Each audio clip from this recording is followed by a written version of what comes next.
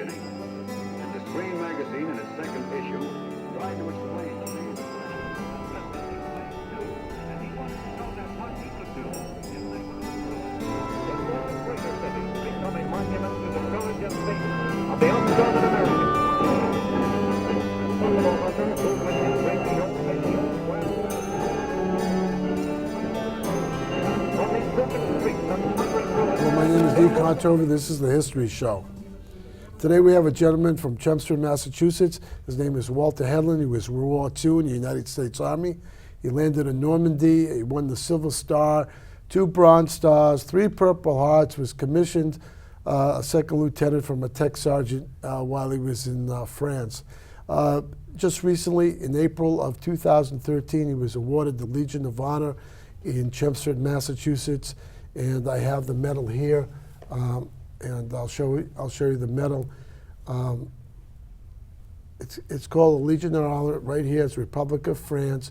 The French consulate came up from France to award the medal to a gentleman named William Poulius and Walter Hedlund. And this is what the medal looks like, and I'm going to show it to you. We can zoom in there. Oh, sorry. Just focus that in, and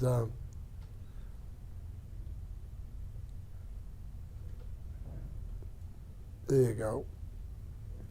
Little medal, and the French consul was here, General Counsel. He was a nice gentleman. His name was Fabian. I can't remember his last name, right, Walter? His name was Fabian. Fabian was his first name, and he asked us to all call him Fabian. Yeah. There were about 250 people there. I guess. I don't know. Yeah, it was good. A good crowd. I know that he was impressed with the crowd. Oh, he was very impressed. He was a real gentleman, and it was a pleasure to have him come to Chelmsford. Yeah, I think he was amazed at the crowd because he really was. Yeah. That I couldn't say. At the ceremony, I happened to be at the ceremony. At the ceremony, there was a gentleman that sang the national anthem and the French national anthem, and the general counsel was singing the French national anthem. I thought that was interesting. Yes, that he was I thought singing. that was very well done. Yeah, he was very proud. It was carried out by Regina Jackson. She's the veteran agent in Chelmsford. I got to give her a lot of credit. She Yeah. put this all together, and I was very appreciative of it. Yeah. Bill and I both mentioned the fact that she was outstanding in putting this work together. Right. And we're very fortunate that we have an individual like her that's looking out for our veterans in Chelmsford. Right. And greater Lowell too. I mean, Oh, yeah, but basically her is Chelmsford, right, you know, that's because right. each community must have a veterans agent. Right, And right. and Regina's done a great job, really. I just want to show in the Chelmsford Independent dated April 25th, if you still have it, in the corner you'll see a picture of Mr. Hedlund. It's on page 2, the article. So I just want to show you. So if you still have it at home, it's the April 25th Chelmsford Independent. All right, so I just want to let you know that. So Walter, you grew up in Lowell, you were born in Lowell, and World War II broke out. What made you join the military? I think a lot had to do, you remember we were attacked at Pearl Harbor. That's correct. In December of 1941. December 7th. That is correct. And what happened, we had already registered for the draft anyway. I mean, that was something that every lad, I think today you still have to register. Yeah, you still have to register. That's correct. You still. Selective service. As time went along, I lost a lot of my buddies. We grew up together. They were drafted, and finally I said to my brother, who was 2 years younger than myself, I said, you know, bud, I'm going to go in the Army. I don't want the Navy. He wanted the Navy, and I wasn't interested in the Navy. So I figured my number's going to be coming up very shortly. I might as well go. So I went down, and May 1st of 1942, I was inducted into the U.S. Army. Right, as a private. That is correct. Right. At $21 a month. Wow. Let me ask you this. You from there you went to where? Well, when I was inducted, I reported up to Fort Devens, up in air, and I did some guard duty there. I was there probably a month and a half. There was a lot of German prisoners of war. That's right. There were a lot of German. A lot of people don't know, and Italian prisoners. That's right. We did some guard duties per se, so many hours on, so many hours off, and then the orders came down, and we were loaded on a train down in air, and I was sent down to Fort Meade in outside of Washington in Maryland. And that's when I joined the 29th Division, which was a Virginia and Maryland National Guard. Why people from Massachusetts? Well, they were filling up the division. I see. Don't forget, when you went in the service, you, and you. When we Right. got off the train, you went here and you went Right. there, and I ended up with the 115th Infantry. Okay. So, so did you take your basic training down there? No, I did not take my basic training. I left there and went to A.P. Hill, was out in the desert in Virginia, near the Pennsylvania line, and we did our basic training out there on the intense. All right. I think it's a fort now, A.P. Hill, isn't it? That I don't know, Yeah. Dean. I'm not sure. Yeah, okay. I lost contact with Yeah, all yeah, that. yeah. It's still on the map, I understand. No, it is there. Yeah.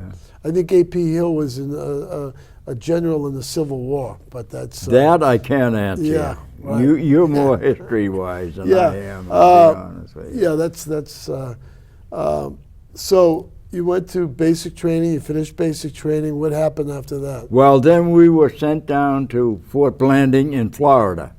Well, I never heard of that one. Well, Fort Blanding was just outside of Jacksonville, Florida. Okay, right. I know. And Hot. It was very hot. Little did we know. You didn't have air conditioning in those days. Oh, heck no. Little did we know that we never realized that we were going to be involved in going overseas. But we were doing landings on the beaches down there. Oh. On the Higgins boat. Higgins boat was just starting to Right. be built. And we did a lot of it, going out, coming in, jumping off, and so forth, training. And we were on a pass one weekend, and we got the emergency order to report back to camp immediately. Little do we know that we were being loaded on trains to head north.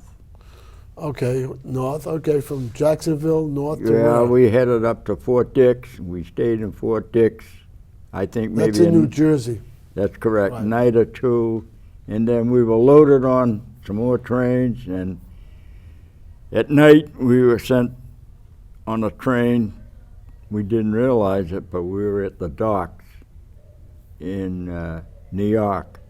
And when we looked up when we got off the train, there was the boat that said Queen Elizabeth. We knew then we were going somewhere. Wow. So that was in September of '42. Right. We sailed to Greenwich, Scotland, because the ship was so large it couldn't dock in an area in England. So we were brought into Greenwich, Scotland, and then we were trained from there down into England. Let me ask you a question. How was the ship travel? Did you travel in the convoy?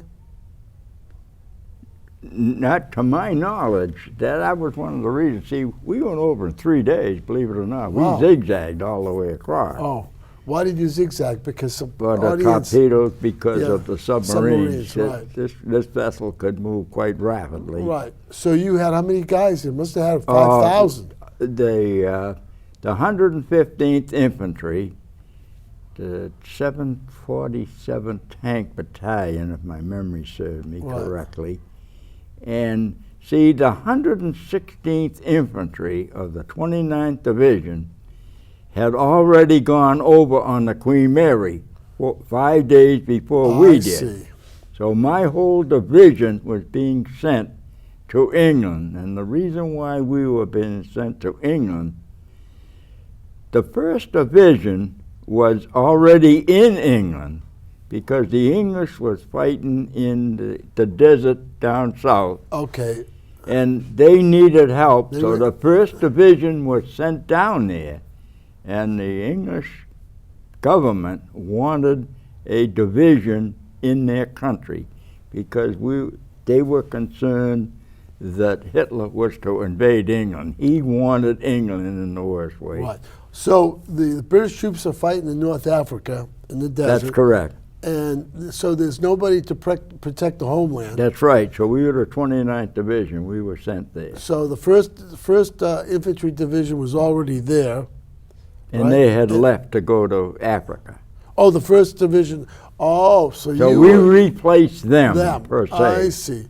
I understand it now. So the 29th from Maryland and Delaware. Virginia Virginia and was- Maryland Maryland, National yeah, Guard okay. unit. You They were- were. So they went to France, and the whole division went, which is about 15,000, 16,000 Oh, men. I don't know how many Yeah. in a division. Yeah, that's usually the amount. So so you landed there. How long were you in England for, United Kingdom? I was in there over 3 years. You were stationed there 3 years? Oh, sure. Oh, wow. Yeah, yeah. So- 1942, I was there till 1945. So how'd the people treat you?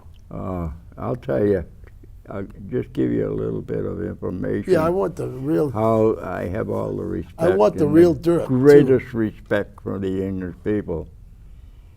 We were down, trained from Scotland, Greenwich, Scotland, and I landed in a little town of East Lee, which is, oh, I would say probably halfway, almost 40, maybe 30, 40 miles from London. And we went into a little town, and as we got off the train, we were marched through the center of town to an Episcopal church recreation hall. And as we got to the hall, we were handed a mattress cover and said, go out back and get the straw to make your mattress.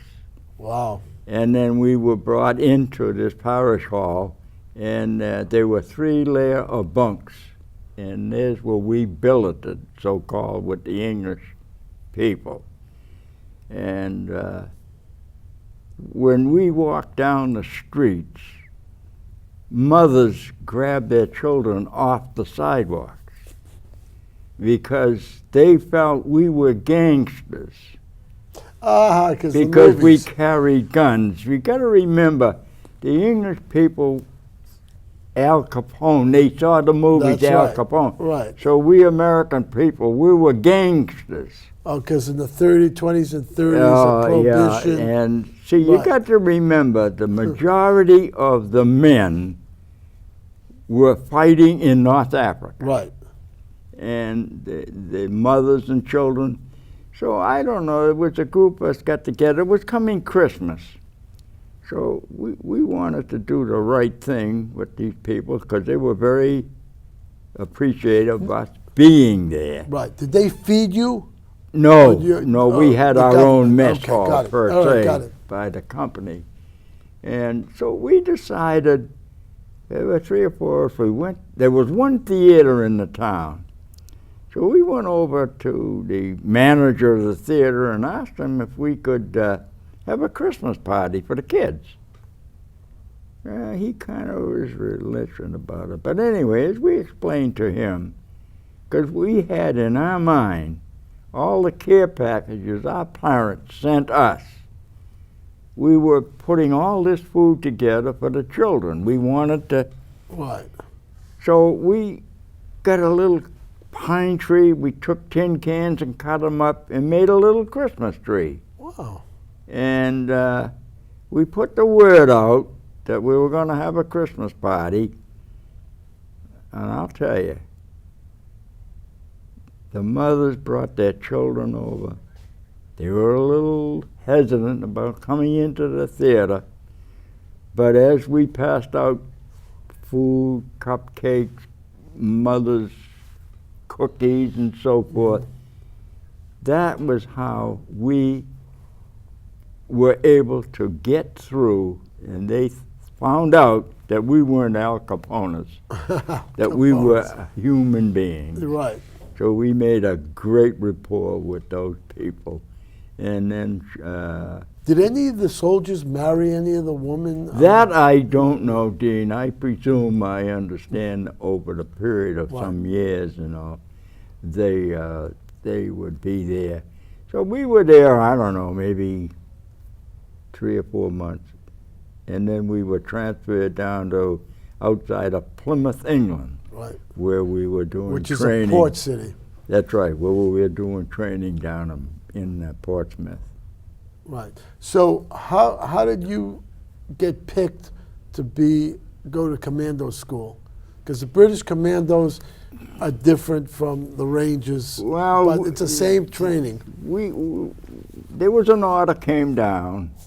See, the 1st Ranger Battalion that were trained by the British commandos had gone to North Africa. Okay. So they wanted another Ranger Battalion in England. So an order came down to the 29th Division for volunteers. So a buddy of mine and I said, well, let's give it a try. So we went over and we spent maybe a couple of days doing various things physically, and you had to be swim, jump, whatever it was. But anyway, make a long story short, both he and I were accepted. Right. And we were put on trains, and we headed north, back up into Scotland, into a secret base out in Well, now that England. you call it a secret base, what was the name of the base? It was in Achonry, Scotland. Okay, Canary. Okay. Yeah, and that was the British Commando Training School. I see. Okay. Now, were you mixed in with British commandos training? No, too? they trained us. They trained you, so That's it was right. all Americans. That's right. Okay. They were training us. There were 2 companies of us Okay. put together, A and B. And then later, they also got more volunteers, and we had 2 other companies. Now, did they call you Yanks? Oh, yeah. I mean, yeah, we used to go out on speed marches. Right.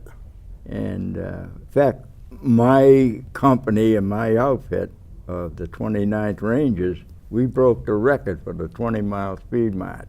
Oh, no kidding. Yeah, with full pack. They were surprised that you Yankees did that, weren't they? You got to remember one thing. When you were out on a speed march, one of the British commandos, he followed you, and he'd say, hey, Yank, let's go. We got some ice cream for you. We got a hot dog when you get back. That made us that much longer to go. And if you fell behind, he carried a submachine gun. He'd fire a few rounds at your feet. Now, you picked your feet up pretty quick Wow. after And that. they were not blanks, right? Oh, they were real stuff. Yeah. There was no, and you got to remember one thing: we lived in Indian tents, Teepees. teepee, whatever you Yeah. want to call them, and you had to shave every morning. Right. And there was a brook that run back away, and that was where you shaved, on the brook. Now, this was in the middle of winter, February and March. February and March, so the And, rains and the snow are coming off the mountain. Yeah, It's very cold. and then after you got shaved and cleaned up, you went over to the mess hall, and they served you tea and cheese soup. That's it? That was your breakfast. Wow. Don't forget, they were trying to make us, Break you. well, whatever. Yeah. And after our training, we were very barbaric. We will learn many, many things, and they You- gave us, that's one of the reasons I can sit here, Dean, and talk to you, Right. was because of the training. Now, we used to do landings on one of the lakes up there, Mhm. and we paddled in on boats, and they'd shoot the paddles right out of your hand. We were under constant fire all the time. We were Live training. fire. That's Yeah. top line. Yeah. They had machine guns encased in cement, and they aimed whatever they want to shoot at. And as you rode in, they'd shoot the paddles right out of your hand. And that was one of our trainings. Following the training, I was attached to the British Commando number 10. Now, they were stationed Now, let in me ask you a question. The British Commandos were Green Berets. Green Beret, Berets, that's okay. correct, yeah. All right. That's where the Special Forces got their I Green Berets. that I think, Yeah. Dean, that could very well be. Yeah. But to make a long story short, I Yeah. was attached to British Commando number 10, and they were stationed in Dover, England. Now, little did we know at that time that they were already doing landings on the French coast and Why? getting ready for the invasion. Were they picking up sand?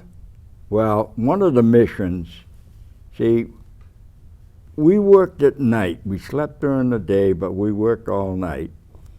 And I was so-called billeted in private family homes, and they fed us, and that was our meal. So Dover is right across the street from the English That is- Canal. that You is- could see France. Oh, tell me about it. Yeah. We went out in motor launches at night. Now, Okay. a motor launch is to what our PT boats are. Okay. Now, they would take and go along in the middle of the channel and dump 2 or 3 soldiers in a rubber boat to go ashore in France.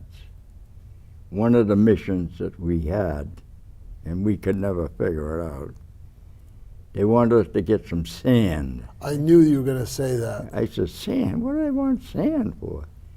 The reason why they wanted the sand, because every mission that when we got back at night, we went into an intelligence room where they had sand tables.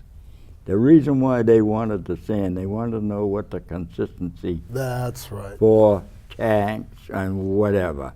The consistency of tanks going on the beach and whether they would sink or whether That's they right, would. They that's would. right, Go yeah. ahead. I'm sorry. This was a big I did- picture. I mean, yeah. we were little guys. Yeah, yeah, We- but we no, had but a- you did your job, right? We did the job. They Yeah. asked us to do it and Yeah. whatever. But we were in Dover, I would say, probably a couple of months. Now, And did you go to France with these commandos? No, I rode the boats, though. Oh, you See, did, right. the mission of the going, they did not want the American soldiers to be known that they were making landings. They were Already, this yeah. was the British. It's okay.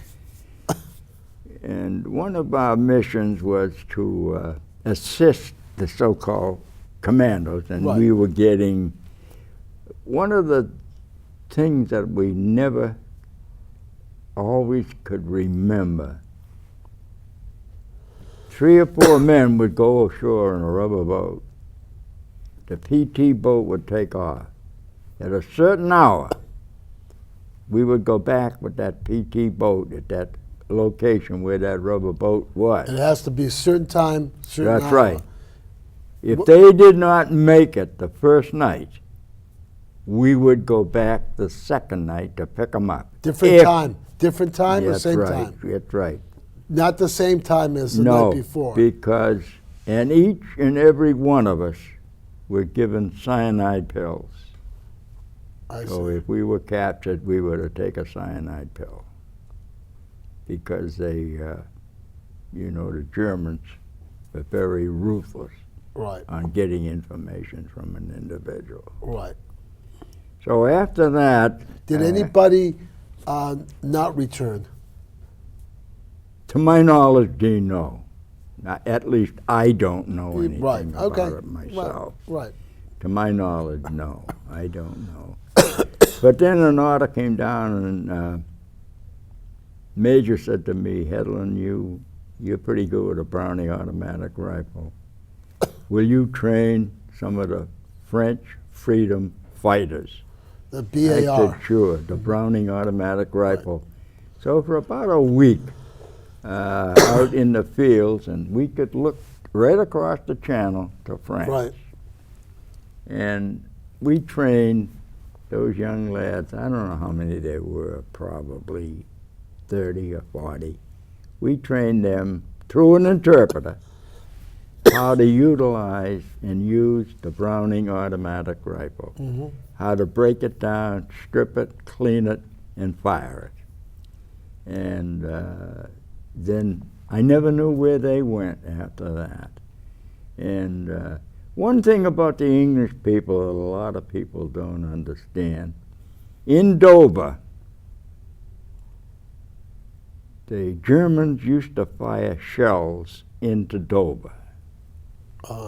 You never knew when those shells were coming. After the first shell hit, the sirens would go off. Now, the elderly couple that my buddy and I were living with, they would go into the shelter every night. They had a shelter in their backyard. And So they would stay there and all sleep night, there. just overnight. And, or whenever the sirens went off, they would go down there. I remember one night, my buddy and I, we were on our way back. This was about 4 o'clock in the morning, after we had been doing some missions. We were walking up the main street, and all of a sudden you could hear this freight train coming over. And the shell landed. Well, whenever you were in the middle of the street, you walked in the middle of the street. You never walked on a sidewalk. You always stayed in the middle of the street because you were ready to move either way. I see, got it. To hit the dirt on the right or the left of the road. Okay. And I remember we dove into a shelter, and see, a lot of people at night in Dover, same way within London, they slept in the subways at night. And people don't realize what those English people went through during World War II. Right. I have all the greatest admiration and respect for the English people for what they went through. When the Germans were lobbing shells, which is 22 miles between the English Channel, were they sent down barrages, or was it just a random shot? They random shot. You never knew. Yeah, so You it was never knew. psychological. Yeah, it was a cycle. Yeah. It was But psychological. I remember one night we dove into the shelter, and they fired maybe 3 or 4 shells. We could hear the explosions. So when we come out, Air Raid Warden come in, and he asked for this particular woman. And she's sitting there knitting away, and he told her not to bother going home because her house had completely been collapsed. Wow. And she never whimpered. She still stayed there and knitted, and everybody come over. And I went down to see the house 2 or 3 days later, and it was completely flattened. Let me ask you this question. You know, binoculars are very important in the military. Were you guys watching France? Were you looking at France? Not with myself binoculars? personally, but Right. I would presume that we had people that did yeah. watch that, Yeah. you know. But that was one thing that people don't realize, is you never heard much about the shelling of Dover. But that happened very, The very... cliffs of Dover. The cliffs of Dover. They were all officers in the cliffs. They had cut everything. That's where we went at night, with sand tables and whatnot. Oh, is that right? Oh, yeah. They were great. They were bomb shelters. They were cut right into the... So the White Cliffs of Dover That's have right. little... That's right. That's right. Uh, So then the order came down. You know, we already did a half an hour. Are you kidding? No. Really? You know, I mean, I don't believe it. yeah, I mean, we're just getting into it, you know. So what's going to happen is